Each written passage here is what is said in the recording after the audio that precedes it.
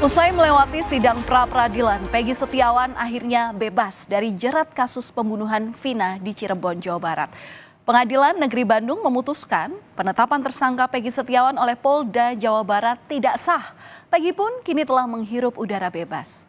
Tapi ujung dari kasus pembunuhan Vina masih kelabu. Teka-teki siapa pembunuh Vina belum juga terungkap. Lalu siapa pembunuh Vina sebenarnya? Satu persatu kesaksian akhirnya diuji kembali untuk membongkar peristiwa yang merenggut nyawa Vina dan Eki, kekasihnya 8 tahun silam. Tapi salah satu saksi kunci yakni Aep justru dikabarkan menghilang. Sosok Aep ini memegang peranan penting, salah satunya karena Aep ini mengaku melihat Peggy Setiawan dan motornya di lokasi pembunuhan Vina. Peggy pun membantah semua kesaksian Aep dan mengaku tidak mengenal Aep. Aep bahkan sudah tidak lagi berada di rumah keluarganya yang ada di Kampung Pilar Bulak, Kecamatan Cikarang Utara, Kabupaten Bekasi. Aep pergi usai bersaksi dirinya telah melihat Peggy Setiawan di lokasi kejadian saat malam mencekam itu. Pihak keluarga menyebut Aep memang kerap berpindah-pindah karena merantau untuk bekerja, sehingga tidak banyak yang diketahui soal keseharian Aep. Ya sehari-hari dibilang di sini, ya enggak, kadang-kadang ada, gitu, kadang-kadang ya di mana usahanya, gitu, kadang-kadang ya ada di sini paling sebulan, ntar sekali, gitu, di mana, banyak mah kalau ditanya sama dia di mana bingung, gitu. Berarti terakhir ini nggak dapat kabar Aep yang mana? Kondisi ini justru berbanding terbalik dengan 2 bulan sebelumnya saat kasus pembunuhan Vina mencuat kembali. Aep sesekali muncul ke publik meski kerap mengenakan masker. Meski sudah 8 tahun berlalu, Aep tak ragu menceritakan apa yang pernah dilihatnya.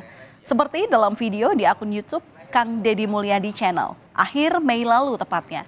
Dalam perbincangan bersama Deddy, Aep mengungkapkan bahwa dirinya pernah bekerja di Cirebon dan familiar dengan wajah para terpidana kala itu. Aep juga melihat Vina dan Eki dilempari batu dan dikejar oleh sejumlah pengendara motor.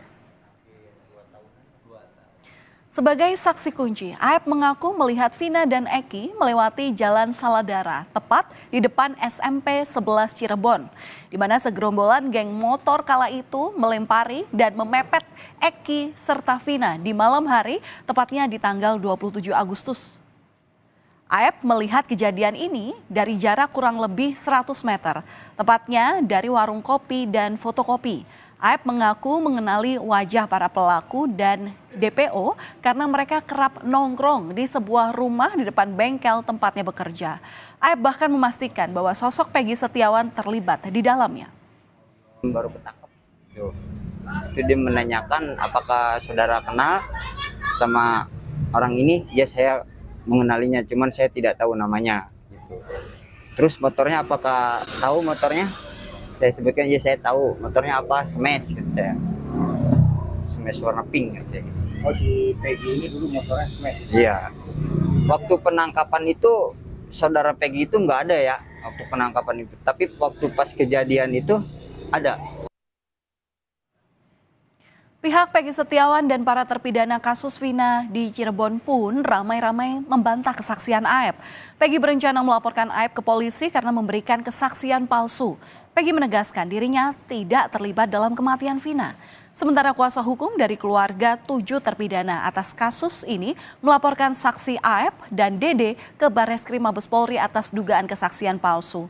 Kuasa hukum 7 terpidana, Jutek Bongso, bilang kliennya tidak pernah mengakui perbuatan yang dituduhkan dalam pengadilan. 6 bukti diserahkan ke polisi untuk mendukung pelaporan Aep dan Dede atas dugaan kesaksian palsu di kasus pembunuhan Vina dan Eki.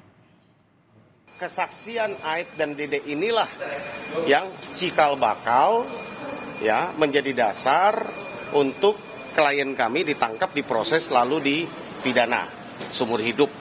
7 diantaranya masih mendekam dalam penjara. Patut diduga tidak benar, maka kita uji kan gitu kan, membawa ke bukti-bukti ini kita akan laporkan kepada teman-teman di Barreskrim.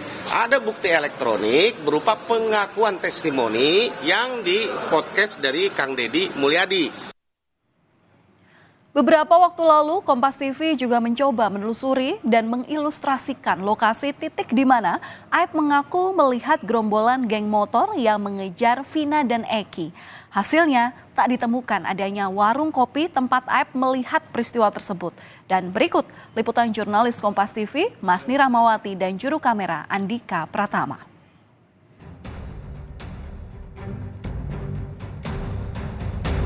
Pernyataan Aib yang mengaku melihat Vina dan Eki dikejar sekelompok orang dengan motor dari sebuah warung di dekat tempatnya bekerja menjadi awal penelusuran kami. Kami menelusuri warung yang dimaksud oleh Aib di sekitar Jalan Saladara Cirebon.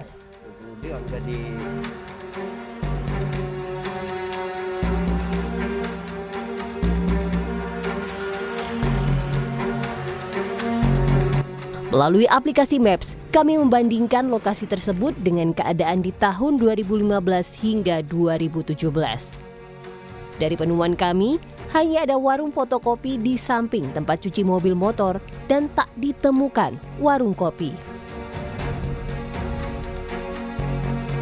Hal ini diperkuat dengan pernyataan pemilik warung di sekitar lokasi kesaksian Aib yang menyebutkan tak ada warung kopi yang berdekatan dengan warung fotokopi di tahun tersebut.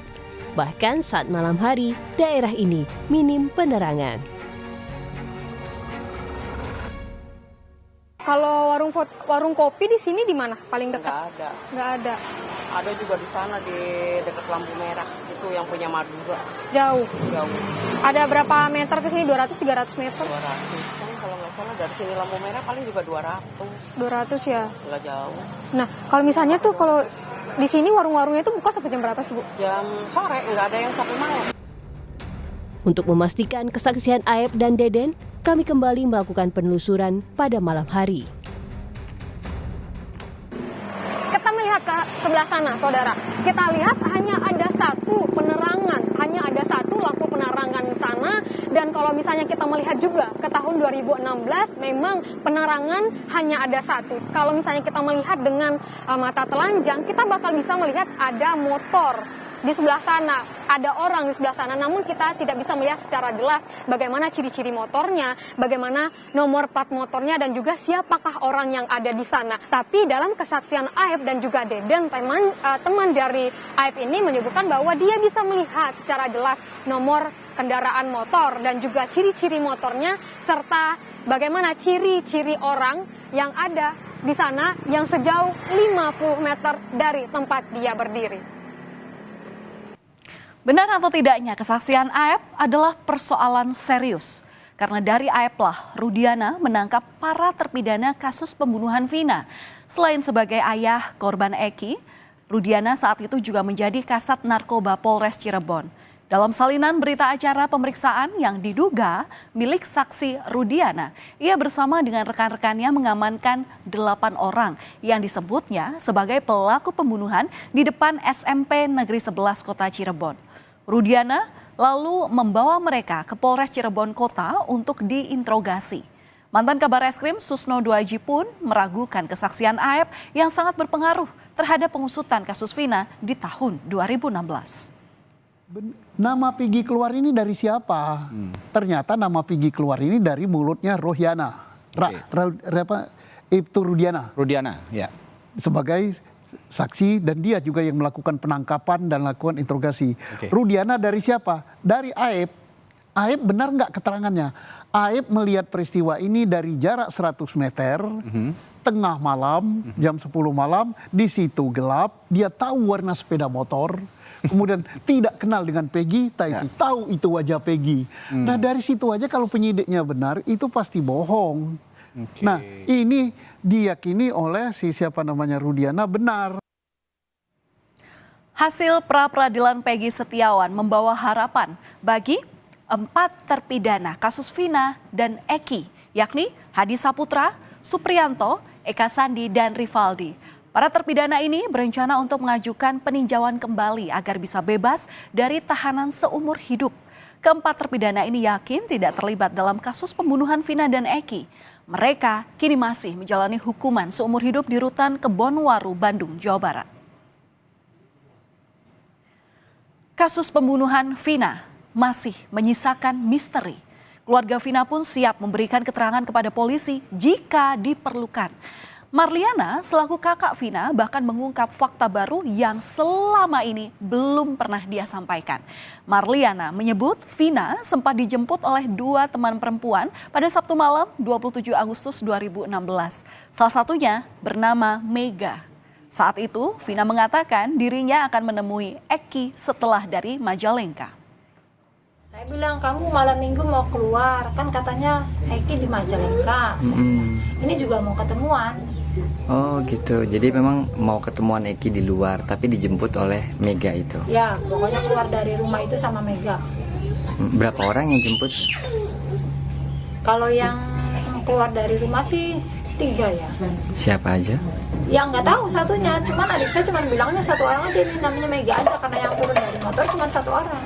Nah yang 1 orangnya itu nunggu di motor. Tak berhenti untuk memperjuangkan keadilan, keluarga Vina menggantungkan harapan yang sangat besar, yakni agar dalang dari pembunuh Vina sebenarnya dapat segera ditangkap.